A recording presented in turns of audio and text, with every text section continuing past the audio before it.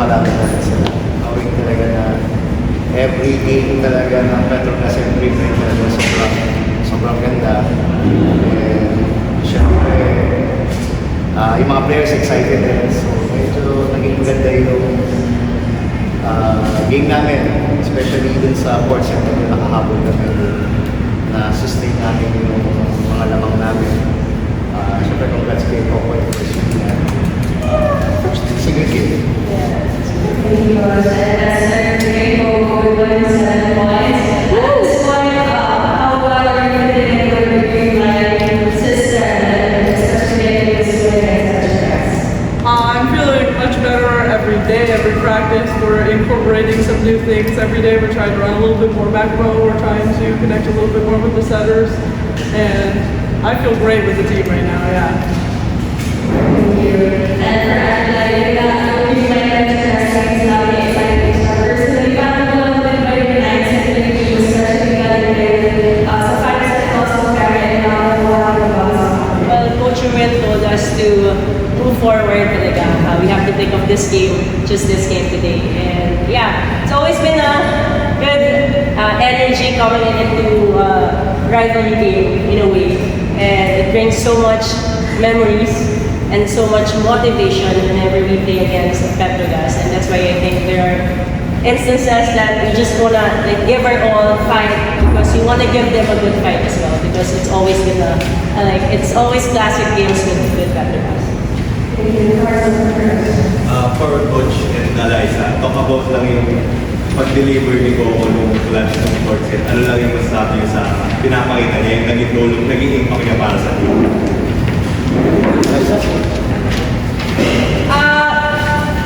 Coco, in terms of playing, Coco is very mature, well-experienced, and we can actually see how Coco she was during the crucial point, and most especially in the fourth set.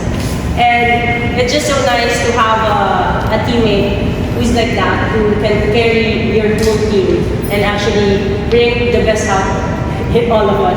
Kasi siya talaga, I will bakit nagalit ba rin niya may ganyan? She actually gives us so many advice that really helps us. Little things, she's very straightforward, very direct, and that's why we can really actually appreciate that. And we're all veterans here, that's why I think open communication really works for us. And most especially the crucial part, she was just pulling it. And she's not a reinforcement, she's part of our team. She's a teammate herself. Same question. Tagalogin ko na lang kasi si Coco is very, competitive player. We discuss na madami isa sa court, na magtulungan kayo sa court. Kasi ito, sobrang experience niya. Sobrang competitive talaga. Hindi lang sa crucial, every point, every training, nakikipag-competition talaga siya. So, experience niya, malaking tulong talaga sa amin. Sa mga susunod ng mga game, talaga may pakita nito ako yung game na talaga kompleto kasi siya. Yes. Complete player talaga si Balabol. So, let's see sa mga darating pang mga. Ako, when it comes to reinforcements, usually people look at the power, the aggressiveness, and giving the ball.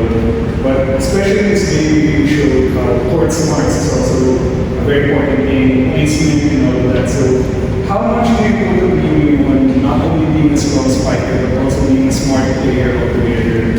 Like knowing how when it's hit hard, when it's soft, all of those things in the shoulder. I put a lot of pride in it just because over the years and experience, I learned that different things work for different times. So if one thing's not working, I need to use a different tool in my toolbox. So it's just good to have everything. And I think sometimes being smart is very helpful, like it showed today, like you said. And for coming off a loss, medyo na yung press conferences na medyo the wins weren't coming as much as usual. But with a big win like this, how big is it for you to rebound against a team that always gives out a good fight like that? Kapag kailangan I guess it's is also a testament that we keep working harder and harder every after game. Win or lose, we focus on every point, and that's the result. I mean, we never back down in any situation, and we just want to keep fighting. And it's just so much. There's so much joy in today's game, and I think that's one thing that is very evident and obvious in today's game. And we just actually wanted to keep fighting after that loss also. Iba rin talaga, we learn. We win or we learn lang naman. So, we're just very, very happy we got the win today, and we also won today. Yay! Wow, it's a good night.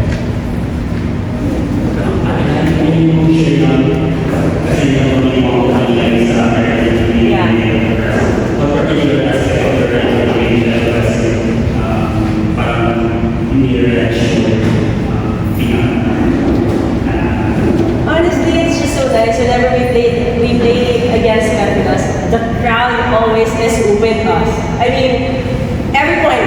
I think kahit sino pumapalo, even sa Petrogas or sa team namin, lahat nagsa-celebrate. So it's just so nice to see that everyone's actually enjoying the game. And we actually enjoy the game. I think one thing I can attest whenever we play against Petrogas, we actually always do enjoy the game because we give our best, and we actually just bring out the best in each other. Yeah. Coach, next year we'll be against Saturdays. So how about this is the guys? See you guys. Siyempre mag-prepare kami sa galleries.